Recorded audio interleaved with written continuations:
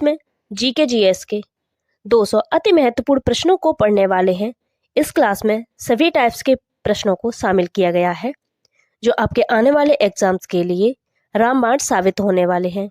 Video को 1 से 2 बार अवश्य देखें ताकि क्लास में ही आपके सारे क्वेश्चंस याद हो जाएं। चलिए अपने गोल की ओर चलते हैं। पहला प्रश्न है, सिखों का प्रमुख त्योहार कौन सा है? तो सिखों का प्रमुख त्योहार है जिसका नाम है बैसाखी। अगला प्रश्न है, प्रसिद्ध नाटक शकुंतला किसने लिखी थी? जो शकुंतला नाटक है यह लिखा था महाकवि कालिदास ने। अगला प्रश्न है, योजना आयोग का अध्यक्ष कौन होता है? तो योजना आयोग के अध्यक्ष प्रधानमंत्री होते हैं। अगला प्रश्न है, मुगल बादशाह ने किसी नवाब की पदवी प्रदान की थी? तो जो मुगल बादशाह थे इन्होंने किलाइव को नवाब की पदवी प्रदान की थी। अगला प्रश्न है, बौद्ध धर्म में स्तूप किसका प्रतीक है? तो बौद्ध धर्म में स्तूप जो है वह महापरिनिर्वाण का प्रतीक है। अगला प्रश्न है, अद्वैतवाद सिद्धांत के प्रतिपादक कौन है? तो जो अद्वैतवाद सिद्धांत है इसके प्रतिपादक हैं शंकराचार्य। अगला प्रश्न है, परमाणु शक्ति संयंत्र किस सिद्धांत पर काम करता है? तो जो परमाणु शक्ति संयंत्र है यह विखंडन के सिद्धांत पर कार्य करता है। अगला प्रश्न है, भारतीय संविधान द्वारा भारतीय नागरिकों को कुल कितने मौलिक अधिकार प्रदान किए गए थे? तो भारतीय संविधान द्वारा भारतीयों को कुल 7 मौलिक अधिकार प्रदान किए गए थे। अगला प्रश्न है, मुगलों ने नौरोज का त्योहार कहां से लिया? तो मुगलों ने नौरोज का त्योहार लिया था पारसियों से। अगला प्रश्न है, दिल्ली स्थित लाल बहादुर शास्त्री की समाधि का क्या नाम है? जो दिल्ली में स्थित लाल बहादुर शास्त्री की समाधि है इसका नाम है विजय घाट। अगला प्रश्न है, कोलेरू झील किस राज्य में स्थित है? जो कोलेरू झील है वह आंध्र प्रदेश में स्थित है। अगला प्रश्न है, भारत की सबसे अधिक नौगम्य 2 नदियां कौन सी हैं? तो ये हैं गंगा और ब्रह्मपुत्र। अगला प्रश्न है, फतेहपुर सीकरी किस राज्य में स्थित है? फतेहपुर सीकरी उत्तर प्रदेश में स्थित है। अगला प्रश्न है, प्रख्यात सांस्कृतिक केंद्र भारत भवन कहाँ स्थित है? तो भारत भवन भोपाल में स्थित है, महाराष्ट्र के भोपाल में स्थित है। अगला प्रश्न है, शिवाजी के राजनीतिक गुरु एवं संरक्षक कौन थे? तो शिवाजी के राजनीतिक गुरु एवं संरक्षक थे दादाजी कोंडदेव। अगला प्रश्न है, प्रसिद्ध जगमंदिर झील कहाँ स्थित है? तो जगमंदिर झील राजस्थान में स्थित है। अगला प्रश्न है, प्रख्यात बोरोबुदूर का बौद्ध स्तूप कहाँ स्थित है? तो बोरोबुदूर का बौद्ध स्तूप जावा में स्थित है। अगला प्रश्न है, भारतीय खनन विद्यालय कहाँ स्थित है? तो भारतीय खनन विद्यालय या फिर IMS धनबाद में स्थित है। अगला प्रश्न है, फ्रांस की वोर्डो बंदरगाह किस नदी के तट पर स्थित है? तो फ्रांस का जो वोर्डो बंदरगाह है वह गेरून नदी के तट पर स्थित है। प्रश्न है, अर्थशास्त्र नामक पुस्तक किसने लिखी थी? तो यह पुस्तक लिखी थी चाणक्य या फिर कौटिल्य ने। अगला प्रश्न है, विश्व में सर्वाधिक लवणता किस झील में पाई जाती है? तो वान झील में सर्वाधिक लवणता पाई जाती है। अगला प्रश्न है, नंदलाल बोस ने किस क्षेत्र में ख्याति अर्जित की? तो नंदलाल बोस ने चित्रकला के क्षेत्र में ख्याति या प्रसिद्धि अर्जित की। अगला प्रश्न है, भारत में प्रवाहित होने वाली सबसे बड़ी नदी कौन सी है? तो है गंगा नदी। अगला प्रश्न है, संसदीय शासन प्रणाली सर्वप्रथम किस देश में लागू हुई थी? तो सबसे पहले ब्रिटेन में। जो संसदीय शासन प्रणाली है वह सर्वप्रथम ब्रिटेन में लागू हुई थी। अगला प्रश्न है, प्रधानमंत्री बनने के लिए न्यूनतम आयु कितनी होनी चाहिए? तो प्रधानमंत्री बनने के लिए न्यूनतम आयु होती है 25 वर्ष। अगला प्रश्न है, भारत में सबसे पहले रेलगाड़ी कब चली थी? भारत में सबसे पहले रेलगाड़ी चली थी 16 अप्रैल 1853 में। अगला प्रश्न है, लिंगराज मंदिर की नींव किसने डाली थी? तो लिंगराज मंदिर की नींव डाली थी ययाति केसरी ने। अगला प्रश्न है, रेलवे बजट को सामान्य बजट से किस वर्ष अलग किया गया? तो रेलवे बजट को सामान्य बजट से 1924 में अलग किया गया था। अगला प्रश्न है, मध्यकालीन भारत की पहली महिला शासिका कौन थी? तो ये थी रजिया सुल्तान। अगला प्रश्न है, पल्लवों की राजभाषा क्या थी? तो पल्लवों की राजभाषा थी संस्कृत। अगला प्रश्न है, राजपूत काल कब से कब तक माना जाता है? तो राजपूत काल माना जाता है 6ठी सदी से 12 सदी तक। अगला प्रश्न है, 712 ईस्वी में सिंध पर मोहम्मद बिन कासिम ने आक्रमण के समय वहां का शासक कौन था? तो 712 ईस्वी में सिंध पर मोहम्मद बिन कासिम के आक्रमण के समय वहां का शासक था दाहिर। अगला प्रश्न है, सर्वप्रथम जजिया कर लगाने का श्रेय किसे दिया जाता है? तो जजिया कर लगाने का श्रेय दिया जाता है मोहम्मद बिन कासिम को। अगला प्रश्न है, दिल्ली का किसका पुराना नाम है? तो दिल्ली का जो है वह दिल्ली का पुराना नाम है। अगला प्रश्न है, पृथ्वीराज रासू की रचना किसने की? तो पृथ्वीराज रासू की रचना की थी चंद्रवरदाई ने। अगला प्रश्न है, प्रसिद्ध दिलवाड़ा जैन मंदिर कहाँ स्थित है?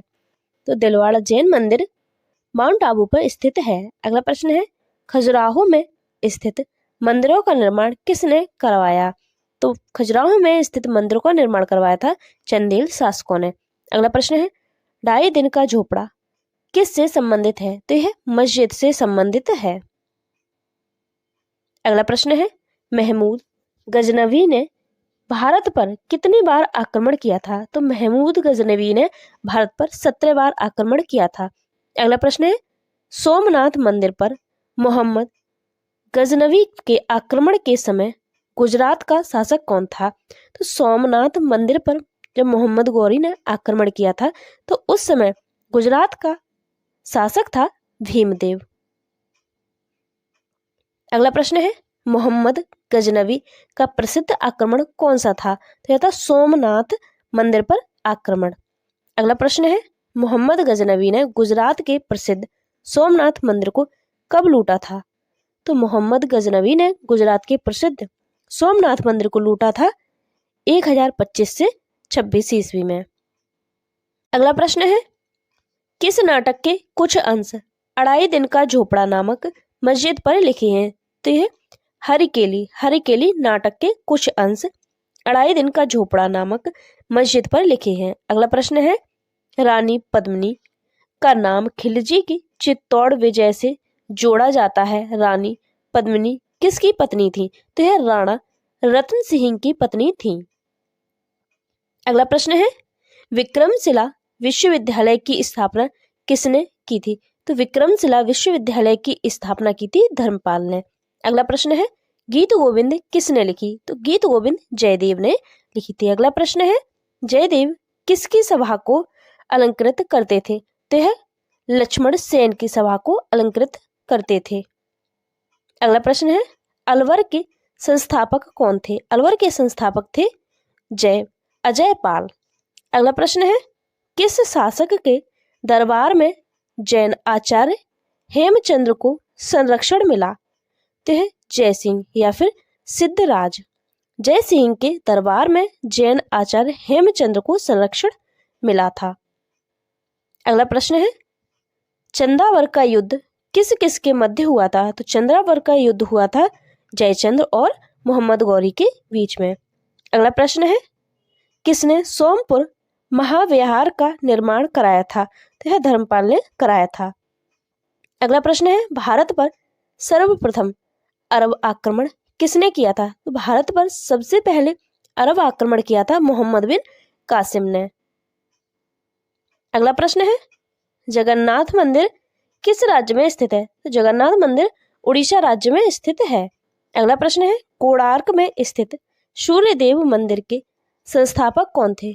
तो कोणार्क मंदिर में स्थित सूर्यदेव मंदिर के संस्थापक थे नरसिंह। अगला प्रश्न है, ब्लैक पगोड़ा कहाँ स्थित है? तो ब्लैक पगोड़ा कोणार्क में स्थित है। अगला प्रश्न है, लिंगराज मंदिर कहाँ स्थित है? लिंगराज मंदिर भुवनेश्वर में स्थित है। अगला प्रश्न है, लिंगराज मंदिर की नींव किसने डाली थी? तो लिंगराज मंदिर की नींव डाली थी ययाति केसरी ने। अगला प्रश्न है, पांड्य साम्राज्य की राजधानी कहाँ थी? तो यह मदुरै थी। अगला प्रश्न है, यादव सम्राटों की राजधानी कहाँ थी? यादव सम्राटों की राजधानी थी देवगिरी। अगला प्रश्न है, विजय स्तंभ कहाँ स्थित है? तो विजय स्तंभ चित्तौड़गढ़ में स्थित है। अगला प्रश्न है, रजिया बेगम को सत्ता से हटाने में किसका हाथ था? तो रजिया बेगम को सत्ता से हटाने में हाथ था तुर्कों का। अगला प्रश्न है, विद्युत अपघटन में कौन सा नियम लागू होता है? तो विद्युत अपघटन में फैराडे का नियम लागू होता है। अगला प्रश्न है, ध्वनि किस रूप में यात्रा करती है? तो ध्वनि जो है अनुदैर्घ्य तरंगों के रूप में यात्रा करती है। अगला प्रश्न है, सोनार मुख्यतः किसके द्वारा उपयोग किया जाता है? तो सोनार मुख्यतः समुद्री यात्रियों के द्वारा उपयोग किया जाता है। अगला प्रश्न है, सूर्य में नाभिकीय ईंधन क्या है? तो सूर्य में नाभिकीय ईंधन है हीलियम। अगला प्रश्न है, मानव शरीर की सबसे बड़ी कोशिका होती है? मानव शरीर की सबसे बड़ी कोशिका होती है स्नायु कोशिका। अगला प्रश्न है, रेडियो धर्मिता की खोज किसने की थी? रेडियो धर्मिता की खोज की थी हेनरी बेकुरल ने। अगला प्रश्न है, फलों के अध्ययन को क्या कहते हैं? फलों के अध्ययन को कहते हैं पोमोलॉजी। अगला प्रश्न है, नाशपाती का कौन सा भाग खाया जाता है? तो नाशपाती का गूदेदार पुष्पासन खाया जाने वाला भाग है। अगला प्रश्न है, मधुमेह डायबिटीज में कौन सा अंग प्रभावित होता है? तो अग्नाशय होता है। अगला प्रश्न है, दूरदृष्टि दोष से पीड़ित व्यक्ति की स्पष्ट दृष्टि की न्यूनतम दूरी है? तो यह 25 सेंटीमीटर होती है। अगला प्रश्न है, कौन सा एक जल संक्रामक रोग है?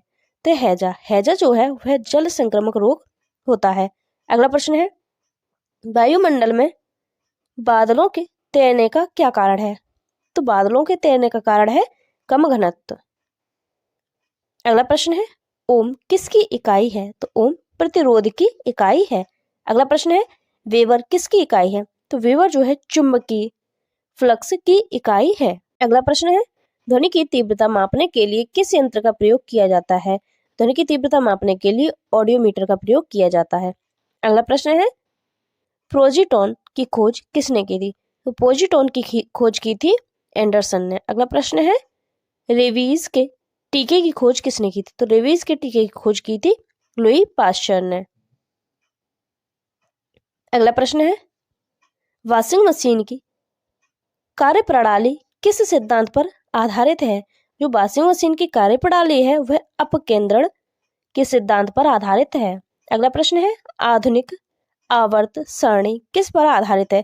तो आधुनिक आवर्त सारणी परमाणु क्रमांक पर आधारित होती है। अगला प्रश्न है, नाइट्रोजन यौगिकीकरण के लिए कौन सी फसल सहायक है? तो नाइट्रोजन यौगिकीकरण के लिए बीन्स की फसल सहायक होती है। अगला प्रश्न है, उत्तरी ध्रुव में भारत के अनुसंधान केंद्र का नाम क्या है? तो उत्तरी ध्रुव में जो भारत का अनुसंधान केंद्र है इसका नाम है हिमाद्री। अगला प्रश्न है, सुंदरवन का डेल्टा कौन सा नदी बनाती है? सुंदरवन का डेल्टा है वह गंगा और ब्रह्मपुत्र नदियां बनाती हैं। अगला प्रश्न है, भारत की सबसे लंबी सुरंग पीर पंजाल सुरंग किस राज्य में स्थित है? तो पीर पंजाल सुरंग जो है जम्मू कश्मीर में स्थित है। अगला प्रश्न है, तुलबुल परियोजना किस नदी पर है? तुलबुल परियोजना है वह झेलम नदी पर स्थित है। अगला प्रश्न है, स्वतंत्र भारत के प्रथम भारतीय गवर्नर जनरल कौन थे? स्वतंत्र भारत के प्रथम भारतीय गवर्नर जनरल थे चक्रवर्ती राजगोपालाचार्य। अगला प्रश्न है, दक्षिण मध्य रेलवे का मुख्यालय कहाँ स्थित है? तो दक्षिण मध्य रेलवे का मुख्यालय है सिकंदराबाद में। अगला प्रश्न है, कौन सा अधिकार जो आपातकाल में भी समाप्त या सीमित नहीं किया जा सकता? तो यह व्यक्तिगत स्वतंत्रता तथा जीवन की सुरक्षा का अधिकार जो कि आपातकाल में भी समाप्त या सीमित नहीं किया जा सकता। अगला प्रश्न है, हांगो नदी किस सागर में गिरती है? जो हांगो नदी है वह पीत सागर में गिरती है।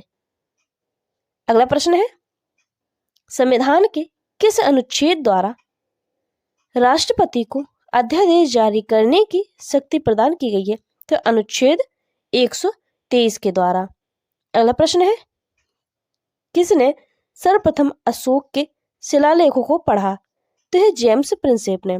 जेम्स प्रिंसेप ने सर्वप्रथम अशोक के शिलालेखों को पढ़ा था। अगला प्रश्न है, संविधान सभा के अस्थायी अध्यक्ष कौन थे? तो संविधान सभा के अस्थायी अध्यक्ष थे डॉक्टर सच्चिदानंद सिन्हा और स्थायी अध्यक्ष थे डॉक्टर राजेंद्र प्रसाद। अगला प्रश्न है, बांदीपुर प्रोजेक्ट टाइगर रिजर्व किस राज्य में स्थित है? तो बांदीपुर प्रोजेक्ट टाइगर रिजर्व जो है कर्नाटक में स्थित है। अगला प्रश्न है, उच्चतम न्यायालय की पहली महिला न्यायाधीश कौन थी? उच्च न्यायालय की पहली महिला न्यायाधीश थी फातिमा बीवी। अगला प्रश्न है, भारत का कौन सा राज्य सबसे अधिक राज्य की सीमाओं को स्पर्श करता है? तो है उत्तर प्रदेश करता है। अगला प्रश्न है, भारत में कोयला प्रचुर मात्रा में कहाँ पाया जाता है? तो कोयला प्रचुर मात्रा में पाया जाता है गोंडवाना क्षेत्र में। अगला प्रश्न है, सरदार सरोवर परियोजना किस राज्य से संबंधित है? जो सरदार सरोवर परियोजना है यह गुजरात राज्य से संबंधित है। अगला प्रश्न है, पृथ्वी सूर्य का चक्कर लगाती है यह सबसे पहले किसने बताया था? तो यह बताया था कोपरनिकस ने।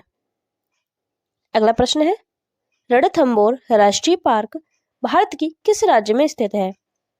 तो रणथंभौर राष्ट्रीय पार्क भारत के राजस्थान में स्थित है। अगला प्रश्न है, सरिस्का राष्ट्रीय उद्यान भारत के किस राज्य में स्थित है? तो सरिस्का राष्ट्रीय उद्यान जो है राजस्थान में स्थित है। अगला प्रश्न है, घना पक्षी राष्ट्रीय पार्क भारत के किस राज्य में स्थित है? तो यह राजस्थान में स्थित है। अगला प्रश्न है, कान्हा राष्ट्रीय पार्क भारत के किस राज्य में स्थित है? तो यह मध्य प्रदेश में स्थित है। अगला प्रश्न है, पेंच राष्ट्रीय पार्क भारत के किस राज्य में स्थित है? तो यह पेंच राष्ट्रीय पार्क जो है मध्य प्रदेश में स्थित है। अगला प्रश्न है, नामदफा राष्ट्रीय पार्क भारत के किस राज्य में स्थित है? जो नामदफा राष्ट्रीय पार्क है अरुणाचल प्रदेश में स्थित है। अगला प्रश्न है, सुल्तानपुर राष्ट्रीय पार्क जो सुल्तानपुर राष्ट्रीय पार्क है यह आपके हरियाणा राज्य में स्थित है। अगला प्रश्न है, कलेश्वर राष्ट्रीय पार्क भारत के किस राज्य में स्थित है? तो ये कलेश्वर राष्ट्रीय पार्क है यह हरियाणा में स्थित है। अगला प्रश्न है, दुधवा राष्ट्रीय पार्क भारत के किस राज्य में स्थित है? जो दुधवा राष्ट्रीय पार्क है वह उत्तर प्रदेश में स्थित है।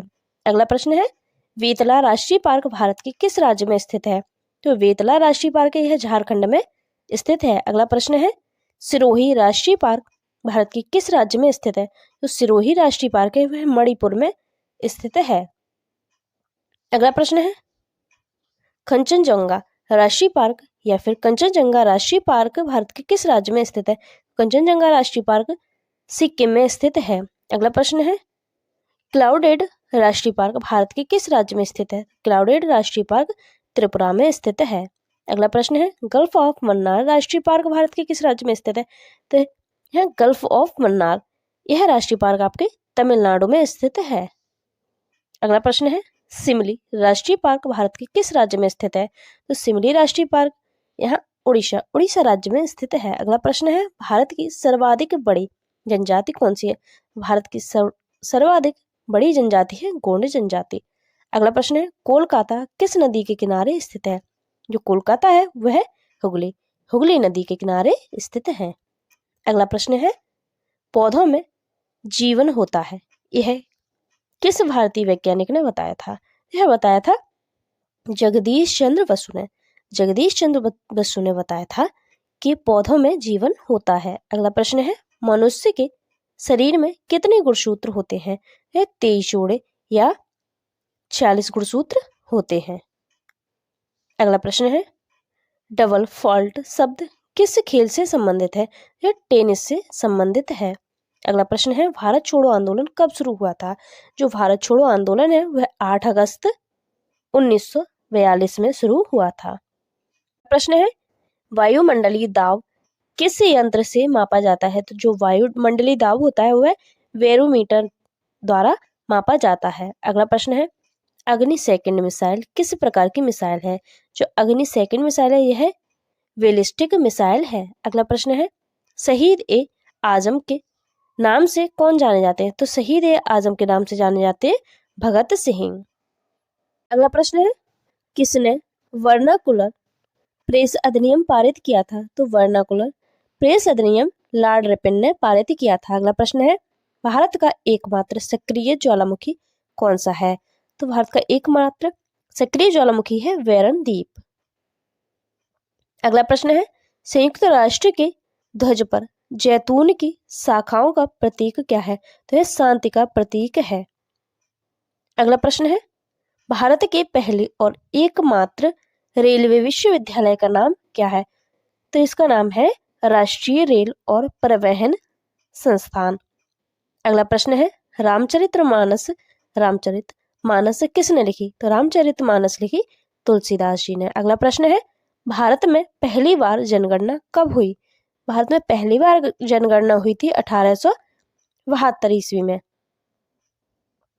अगला प्रश्न है, यूएनओ ने पर्यावरण संरक्षण अधिनियम कब पारित किया?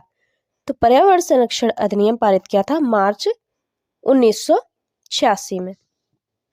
अगला प्रश्न है, बंगाल का विभाजन कब और किसके द्वारा किया गया? बंगाल का विभाजन है वह 1905 ईस्वी में गवर्नर लॉर्ड कर्जन के द्वारा किया गया था। यहाँ से हम नदियों के किनारे बसे हुए शहरों को पढ़ेंगे। तो अजमेर शहर किस नदी के किनारे बसा है? तो अजमेर शहर है वह लूनी नदी के किनारे बसा हुआ है। केदारनाथ मंदाकिनी नदी के तट पर बसा हुआ है। अगला प्रश्न है, अयोध्या किस नदी के किनारे बसी है? तो अयोध्या जो है सरयू नदी के किनारे बसे हुए। अगला प्रश्न है, कोटा या ग्वालियर किस नदी के किनारे? तो यह चंबल नदी के किनारे है। अगला प्रश्न है, नासिक किस नदी के तट पर है? तो जो नासिक है वह गोदावरी नदी के तट पर है। अगला प्रश्न है, श्रीरंगपट्टनम यह आपके कावेरी नदी के तट पर स्थित है। अगला प्रश्न है, सोकोवा घाट डिब्रूगढ़ गुवाहाटी यह आपके ब्रह्मपुत्र नदी के तट पर स्थित है। अगला प्रश्न है, सतलज नदी तो फिरोजपुर लुधियाना जो है वह सतलज नदी के किनारे पर स्थित है। अगला प्रश्न है, महानदी जो कंटक और संबलपुर आपके महानदी के तट पर स्थित है। अगला प्रश्न है, हुगली नदी जो कोलकाता है वह आपके हुगली नदी के किनारे पर बसा हुआ है। अगला प्रश्न है, लखनऊ जौनपुर द्वारका है वह आपके गोमती नदी के तट पर बसे हुए हैं। अगला प्रश्न है, नर्मदा नदी है जबलपुर किस नदी के किनारे बसा है? तो है नर्मदा नदी के किनारे बसा हुआ है। अगला प्रश्न है, बद्रीनाथ किस नदी के किनारे बसा है? तो बद्रीनाथ जो है अलकनंदा नदी के किनारे बसा हुआ है। अगला प्रश्न है, तुंगभद्रा नदी तो कुरनूल और शिमला यह आपके तुंगभद्रा नदी के तट पर बसे हुए हैं। अगला है, यमुना नदी तो यमुना नदी के किनारे मथुरा आगरा दिल्ली और इलाहाबाद ये शहर बसे हुए हैं। अगला है, गंगा नदी इलाहाबाद हरिद्वार कानपुर पटना वाराणसी यह आपके गंगा नदी के किनारे बसे हुए हैं। अगला है, झेलम नदी तो जो श्रीनगर है यह आपके झेलम नदी के किनारे बसा हुआ है। अगला प्रश्न है, ताप्ती नदी सूरत जो शहर है वह आपके ताप्ती नदी के किनारे बसा हुआ है। अगला है, मूसी नदी के किनारे हैदराबाद बसा हुआ है। अगला है, स्वर्ण रेखा नदी तो जमशेदपुर जो है वह स्वर्ण रेखा नदी के तट पर बसा हुआ है। अगला प्रश्न है, अहमदाबाद किस नदी के किनारे है? जो अहमदाबाद है वह साबरमती नदी के किनारे बसा हुआ है। अगला प्रश्न है, कृष्णा नदी के किनारे तो विजयवाड़ा है वह कृष्णा नदी के किनारे बसा हुआ है। अगला है, भीमा नदी तो पड़रपुर जो है वह भीमा नदी के किनारे बसा हुआ है। अगला है, रामगंगा नदी जो बरेली है, बरेली शहर आपके रामगंगा नदी के किनारे बसा हुआ है। अगला है ओरछा। ओरछा किस नदी के किनारे बसा है? तो ओरछा जो है बेतवा, बेतवा नदी के किनारे बसा हुआ है। उज्जैन, उज्जैन किस नदी के किनारे बसा है? उज्जैन जो है सिप्रा या फिर क्षिप्रा नदी के किनारे बसा हुआ है। अगला प्रश्न है पटना किस नदी के किनारे बसा है? जो पटना है वह गंगा और सोन नदी के किनारे बसा हुआ है। यहाँ से हम महत्वपूर्ण दिवसों को पढ़ने वाले हैं। चलिए देखते हैं। जनसंख्या दिवस, जनसंख्या दिवस कब मनाया जाता है? जो जनसंख्या दिवस है वह 11 जुलाई को मनाया जाता है। अगला प्रश्न है जल दिवस कब मनाया जाता है? जल दिवस है वह 22 मार्च को मनाया जाता है। अगला प्रश्न है हिंदी दिवस, तो हिंदी दिवस कब मनाया जाता है? यह मनाया जाता है 14 सितंबर को। अगला प्रश्न है पर्यावरण दिवस कब मनाते हैं? तो पर्यावरण दिवस हम 5 जून को मनाते हैं। अगला प्रश्न है किसान दिवस कब मनाते हैं? किसान दिवस मनाते हैं 23 दिसंबर को। अगला प्रश्न है मजदूर दिवस कब मनाते हैं? तो मजदूर दिवस मनाते हैं 1 मई को। अगला प्रश्न है पृथ्वी दिवस कब मनाया जाता है? तो पृथ्वी दिवस हम मनाते हैं 22 अप्रैल को। अगला प्रश्न है शिक्षक दिवस, तो शिक्षक दिवस हम मनाते हैं 5 सितंबर को। अगला प्रश्न है बाल दिवस कब मनाते हैं? तो बाल दिवस मनाते हैं 14 नवंबर को। अगला प्रश्न है मूर्ख दिवस या फिर फूल डे कब मनाते हैं? तो फूल डे मनाते हैं 1 अप्रैल को या फिर 1 अप्रैल को। अगला प्रश्न है शहीद दिवस, शहीद दिवस मनाते हैं 30 जनवरी को।